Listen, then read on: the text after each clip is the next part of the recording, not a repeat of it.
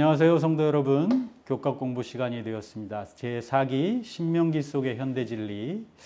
오늘은 제10과 잊지 말고 기억하라 라는 제목으로 공부를 하도록 하겠습니다. 기억절 말씀입니다. 너는 광야에서 내 하나님 여호와를 경노하게 하던 일을 잊지 말고 기억하라. 내가 애굽 땅에서 나오던 날부터 이곳에 이르기까지 늘 여호와를 거역하였으되. 신명기 9장 7절에 있는 말씀입니다. 여러분 기억을 잘 하시는 편입니까? 잘 못하시는 편입니까? 여러분 인생에서 어떤 기억들이 여러분 뇌리에 잘 남아 있습니까? 성경에는 기억하라, 잊지 말라라는 단어들이 굉장히 많이 나옵니다. 오늘 신명기에서도 하나님이 너희에게 어떻게 하셨는지 기억해라, 기억해라 이런 말씀을 많이 하고 있죠. 왜 기록은 기억을 지배한다라는 말 있는 거 아시죠? 기억은 이게 믿기가 참 힘듭니다. 그래서 기록을 남기는 거죠. 성경이 기록된 이유 중에 하나도 그것입니다. 사람들에게 정확한 기억을 남겨서 잊지 않게 하기 위해서 성경을 기록한 것입니다. 그래서 여기 시편 77편 11절에 보면 곧 여호와의 일을 기억하며 주께서 옛적에 행하신 기이한 일을 기억하리이다 라는 말씀을 성경에 말씀하고 있습니다. 사실 성경에는 하나님께서 너희 제발 이걸 좀 기억해라라고 계속 호소하시고 계신 것을 우리가 발견할 수 있습니다. 그래서 이 성경에 보면 이 사람들이 어떠한 사실을 기억하기 위해서 기억을 위한 장치들을 이렇게 만들어 놓는 걸 보는데, 구약에서 대표적으로 어떤 일을 기억하기 위해서 남겨놓는 장치가 뭐냐면 돌탑을 쌓는 일들을 우리가 종종 발견하게 됩니다. 그래서 그것을 보면 후손들이나 지나가는 사람들이 이게 어떤 일이 있었구나 라는 것을 발견하게 하는 것이죠.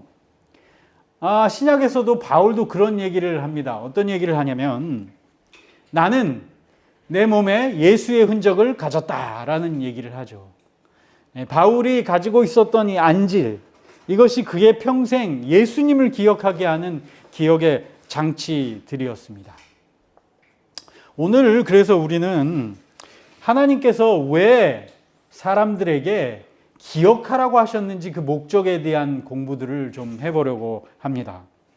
여러분, 그런데 사람은 어떤 방식으로 기억을 해 나가는 걸까요? 기억의 메커니즘은 과연 뭘까요? 제가 좀 이렇게 찾아보니까 아주 재미있는 것들을 발견했습니다. 사람들은 어떤 방식으로 과연 기억을 하게 되는 것일까? 이게 뇌의 모습인데요. 이 뇌에 사람들이 눈이나 시각이나 청각이나 이런 것들을 통해서 받아들인 정보가 제일 처음 들어가는 곳이 어디냐면 이 해마라는 곳입니다. 해마. 이 해마는 길이가 한 5cm 정도 되고요. 두께가 한 1cm 정도 되는 뇌에서 아주 작은 부분인데요. 이 해마가 첫 번째 정보를 받아들이는 곳이고, 이 해마가 받아들인 정보에서 기억을 할 것인지 그냥 버려버릴 것인지를 결정하는 곳이 이 해마라는 것입니다. 사람들이 이걸 어떻게 알게 됐냐면 1950년대 미국에서 한 사람이 뇌 종양이 있어서 뇌 수술을 했습니다. 그런데 종양이 있는 부분을 이렇게 제거하다가 그 옆에 있는 작은 부분 한 곳을 제거했어요. 그게 사실 이 해마였거든요. 근데 수술이 다 끝나고 깨어났더니 이 사람이 수술하기 전에는 모든 기억을 가지고 있는데 수술한 이후에 벌어지는 일들은 기억을 하지 못하는 거예요. 방금 전의 일도 기억을 못하는 거예요. 자고 일어나면 다 잊어버리고 아무 기억도 못하는 거예요. 그래서 사람들이 이 해마가 첫 번째 정보를 받아들이는 곳이구나 라는 것을 알게 됐어요. 이 해마가 버릴 기억과 버리지 않을 기억을 잘 정리해서 기억하고 잊어버리지 말고 기억으로 넘겨야 될 것은 이 해마가 다음에 어디로 넘기냐면 대뇌피질, 그러니까 이 뇌에 있는 여러 세포들에게 이 기억의 정보를 넘깁니다. 대뇌피질인데 이 대뇌 안에는 14억 개의 기억세포들, 신경세포들을 가지고 있는데요. 이게 이제 신경세포들인데 이런 신경세포들. 이런 신경세포들끼리 이 축사기라는 이러한 작은 전기선 같은 연결로 쫙 연결이 되었는데, 이 선이 세포와 연결되는 끝에 이 시냅스라는 게 있습니다. 이 시냅스가 연결돼서 기억 용량, 이 뇌내 기억으로서 저장이 된다는 것입니다. 그런데 이 기억이 정말 좋은 저장으로 남기 위해서는 반복 학습을 해야 된다는 것입니다. 반복 학습을 하면 이 시냅스라는 이 연결고리가 자꾸 두꺼워진다는 것입니다. 그럼 정확히 기억에 남는다는, 이게 기억의 메커니즘입니다. 그래서 여러분 잘 보십시오. 반복 학습에 의해서 이게 두꺼워지면 기억에 확실히 남는다는 것이죠. 그래서 여러분 성경에는 계속해서 반복해서 하나님이 하신 일을 기억해라, 잊지 말라라는 얘기를 계속 하시고 있다는 것입니다. 왜? 절대 잊지 않게 하기 위해서 그렇게 하신다는 것이죠. 이게 하나님께서 인간에게 만들어주신 메커니즘이고, 이 기억의 메커니즘에 통해서 성경에서는 계속 반복 학습을 시킨다는 것을 오늘 좀 생각해 볼 수 있습니다. 자, 기억하면 여러분 떠올리는 가장 중요한 거 뭐요? 여기 보시죠. 기억에 관련된 가장 중요한 기념물인데 그것은 뭐예요? 무지개입니다. 무지개. 여러분 무지개 하면 여러분은 어떤 느낌이 드십니까? 무지개 보면 첫 번째 딱 느낀 건 아름답다이죠. 보통 사람들은 아름답다, 야 굉장하다, 대단하다 이렇게 여기고 끝낼지도 모르겠습니다. 그런데 여러분 무지개는 다시는 물로 세상을 멸망시키지 않으시겠다고 하신 하나님의 약속과 언약을 인간들이 기억하도록 주신 것이었다. 하나님의 약속과 하나님의 언약을 기억하도록 주신 거라는 거죠. 무지개를 볼 때마다 사람들은 죄로 인한 세상에 내려진 하나님의 심판을 기억할 뿐 아니라 세상을 향한 그분의 사랑과 다시는 물로 세상을 멸망시키지 않겠다고 하신 하나님의 약속을 기억할 것이다. 곧 무지개는 하나님의 약속, 그리고 하나님의 경고, 하나님이 이루신 일을 기억하게 한다는 것입니다. 사실 여러분 이 무지개는 굉장히 슬픈 역사를 이야기하는 것입니다. 그건 뭐냐면 죄로 인해서 세상이 멸망했었다는 것이죠. 그리고 무지개는 또 뭘 기억하게 해요? 다시는 물로 멸망하지 않겠다. 하나님이 이루신 일을 기억하는 것이죠. 여러분 이 사진 본 적 있습니까? 이거 2021년 7월 15일, 얼마 전에 지난 7월 15일에 어떤 사람이 찍은 건데요. 이게 하늘에 뜬 무지개. 여기 잠실대교고 이게 잠실 롯데타워 아닙니까? 거기 이렇게 아름다운 무지개가 떴어요. 아, 이런 무지개 정말 보기 힘든데. 여러분 이 무지개가 왜 생길 것인가요? 여러분 노아 홍수 전에는 그런 무지개가 없었나요? 당연히 없었겠죠. 네. 하나님께서 새로 만들어신 거니까요. 그러면 창조 당시의 하늘과 지금의 하늘은 달랐다는 것이죠. 여기 이제 한 가지 그림을 보겠는데, 이게 뭐 정확한지 아닌지는 모르겠는데 하여튼 쉽게 설명하기 위해서 이렇게 한 것입니다. 하나님이 둘째 날 궁창을 만드시고 궁창 위의 물과 궁창 아래의 물로 나누십니다. 그때 만드신 게 이렇게 되었다는 거죠. 궁창 위. 그러니까 여러분 지금 우리가 알고 있는 이 지구의 모습과 창조 당시의 지구 모습은 완전히 다른 모습이었을 것이라고 생각됩니다. 궁창 위의 물과 궁창 아래의 물인데, 궁창 아래의 물은 셋째 날 물은 한 곳으로 모이고 묻은 한 곳으로 모여, 그리고 물은 바다가 되고 묻은 땅이 되죠. 그게 이제 셋째 날 이야기입니다. 이렇게 생겼다는 거죠. 근데 노아 홍수 때 이 궁창 위의 물이, 그러니까 노아 홍수 전에는 이 궁창에 물이 없어요.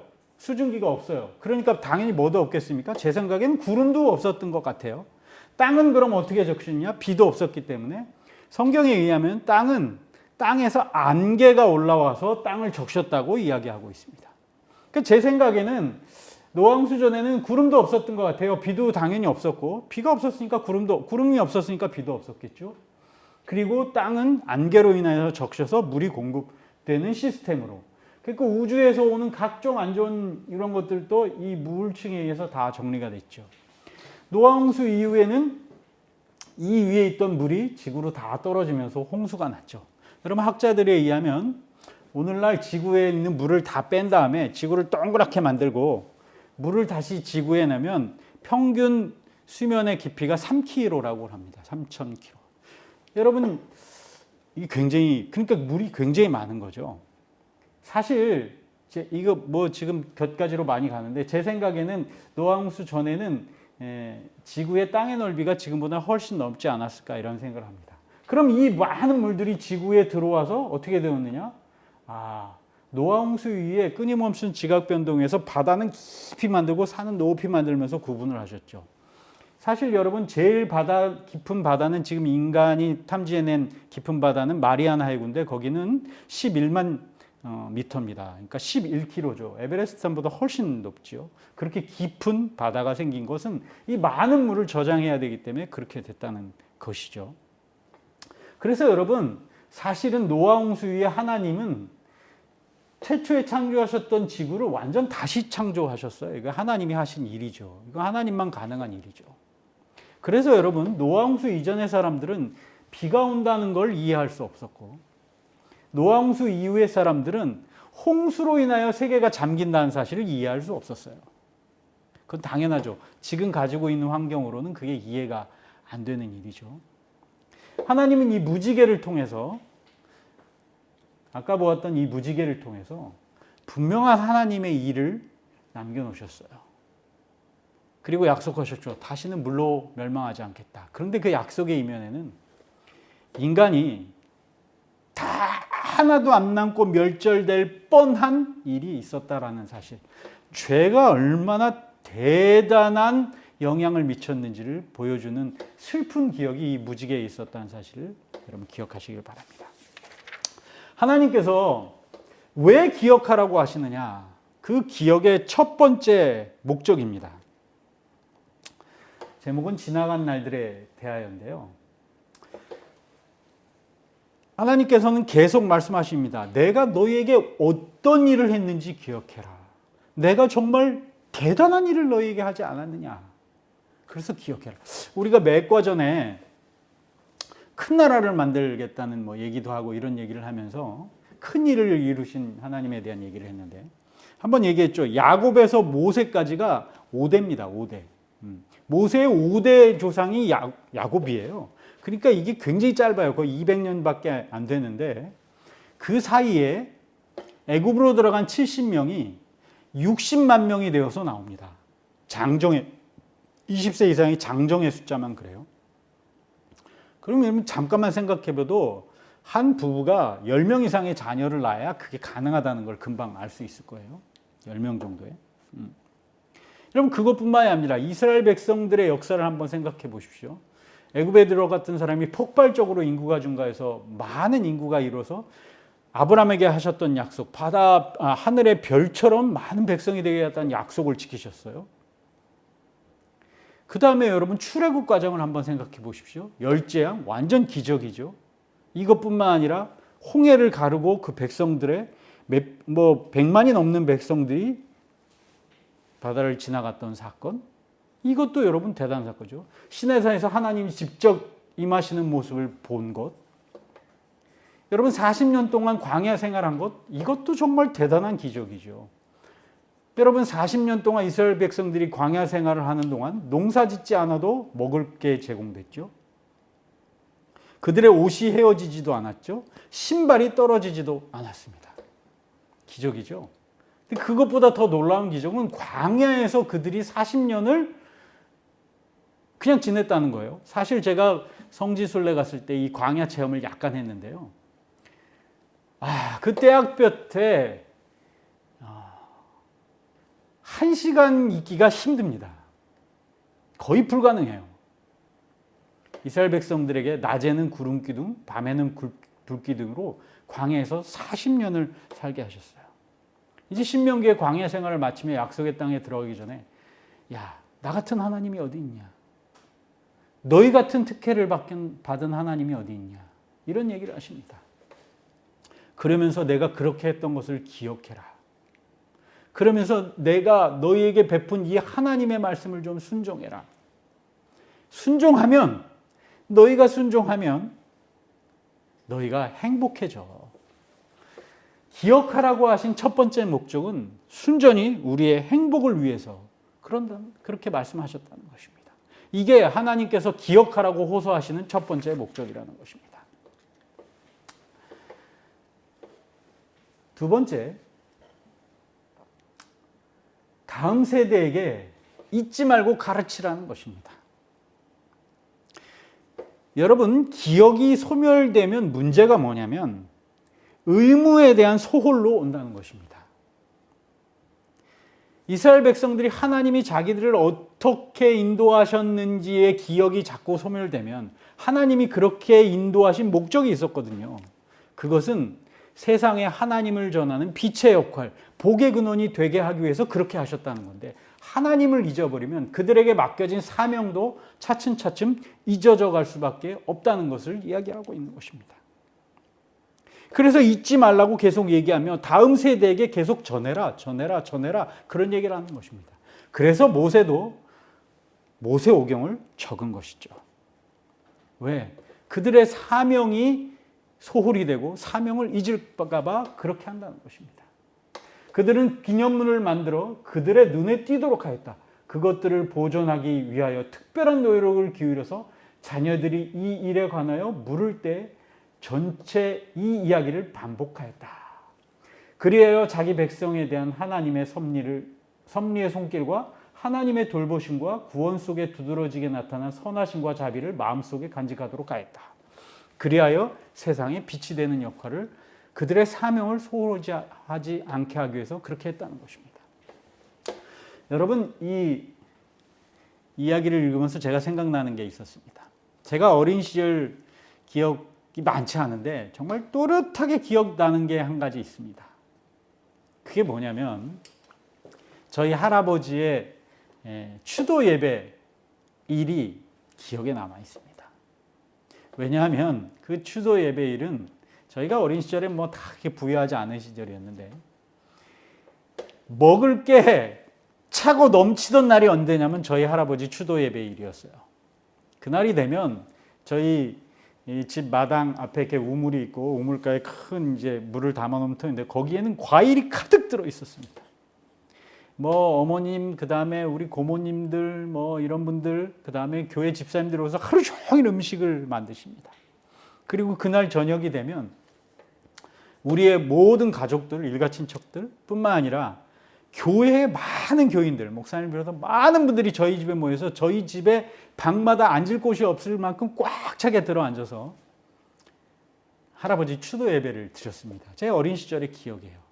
근데 이런 음식과 사람들 기억뿐만 아니라 제가 또렷이 기억이 남는 게, 제가 사실은 매년 추도 예배를, 요즘 이제 나이가 들어서 바빠서 잘 못 가지만 추도 예배 때 기억에 남는 건 저희 고모부께서 할아버지의 양력을 읽으시는 것입니다.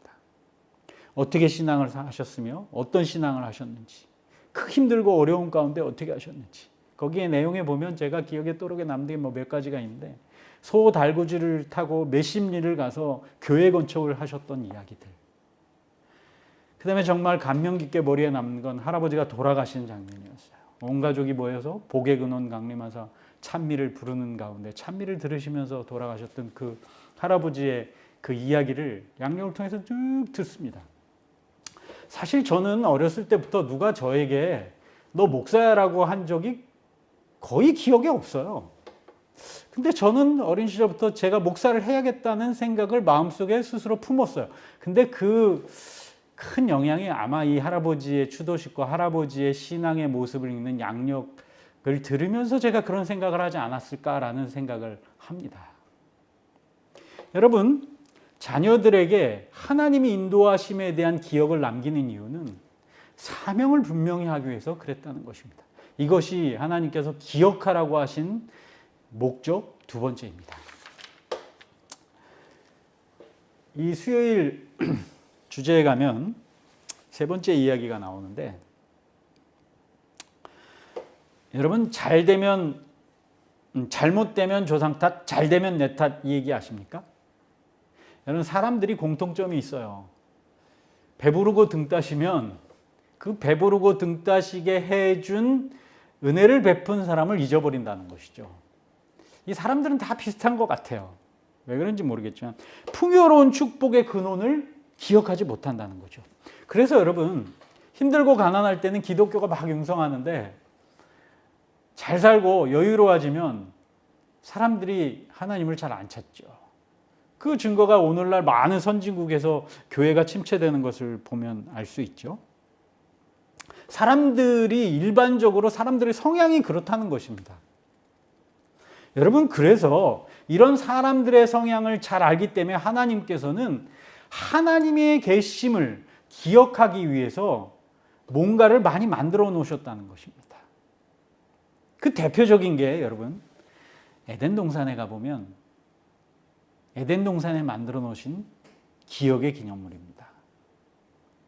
여러분, 선악과를 하나님께서 만드셨는데 선악과의 목적이 여러 가지 있었지만 그 중에 정말 중요한 목적 중에 하나가 뭐였냐면 선악과를 통해서 하나님을 기억하게 하신 거라는 것입니다. 하나님께서 에덴 동산을 만드시고 생명과를 모시고 이걸 다 아담과 하와에게 주셨는데 아담과 하와가 처음에는 주신 하나님께 감사하지만 등 따시고 배불러지고 계속 편안함을 누리면 누릴수록 이게 다 내 거라고 생각하고 누구를 잊어버릴 가능성이 있었냐면 하나님을 잊어버릴 가능성이 있었어요. 그래서 동상 중앙에 하나님을 기억하는 나무를 두셨습니다. 이거는 하나님 거야. 다 하나님 거였는데 다 너에게 주고 이거 하나 남겨놓았어. 이게 선악과였다는 거죠. 물론 그것도 거절했기 때문에 하나님을 거절한 죄를 지었지만 여러분, 오늘날에도 이런 선악과 같은 역할을 하는 걸 하나님이 남겨놓으셨어요. 시간 속에 하나님 것을 남겨놓은 게 안식일이죠. 우리의 노력과 우리의 힘을 다 투자해서 만들어 놓는 재물 속에 남겨놓으신 하나님의 것이 11조입니다. 이스라엘 백성들에게 너희를 이렇게 풍요롭게 하고 너희를 이렇게 배부르게 하고 너희를 이렇게 잘 살게 한 게 누군지 잘 기억해 보라고 얘기합니다. 왜? 풍요롭고 잘 살면 자꾸 하나님을 잃어버리거든요. 사사기에 보면 그 내용이 잘 나옵니다.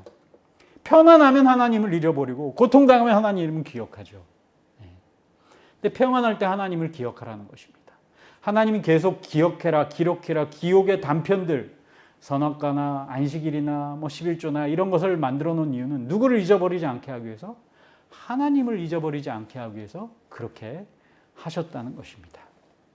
이것이 하나님께서 기억하라고 하신 세 번째 목적인 것입니다. 하나님을 기억하라.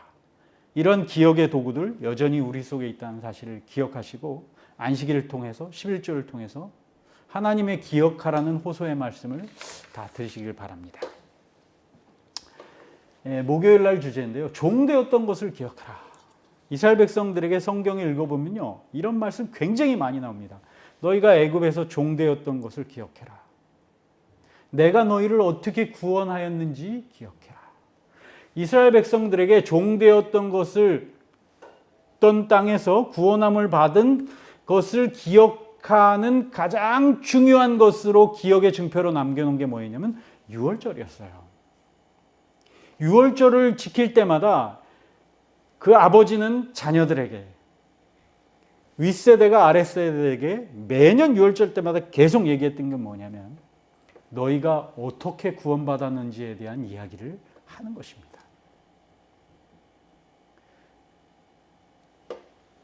여러분, 오늘날 우리가 유월절은 지키지 않지만 하나님께서 우리를 얼마나 사랑하셔서 이 죄악된 세상에서 우리를 구원하기 위해서 어떤 일을 하셨는지에 대한 증표로 남기신 게 뭐냐면 십자가입니다. 십자가는 우리의 구원을 기억하게 하는 것입니다. 여러분, 하나님께서 계속 기억하라고 하신 네 번째 목적은 바로 구원입니다. 왜 우리가 하나님을 기억해야 돼? 왜 하나님께서 기억하라고 계속 호소하냐? 그 기억 속에는 우리의 구원이 있기 때문에 그렇습니다. 2000년 전에 이스라엘 땅 골고다 언덕에서 십자가에 달려 돌아가신 그 예수님의 죽음이 우리에게 무엇을 의미하는지를 기억하라고, 십자가를 볼 때마다 기억하라고 얘기하고 계신 것입니다.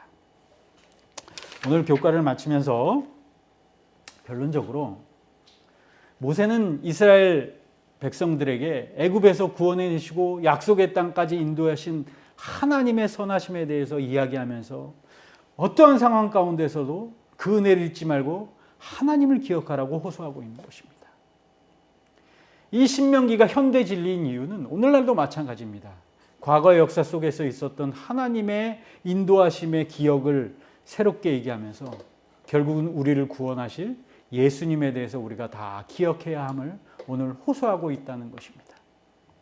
그 기억의 증거물들, 무지개, 또 안식일, 11조, 십자가들이 우리 주변에 있는 것입니다. 이것들을 통해서 우리를 구원하시는, 우리를 한없이 사랑하시는 하나님을 다 기억하시는 여러분들 되시길 바라면서 교과 공부 마치겠습니다. 감사합니다.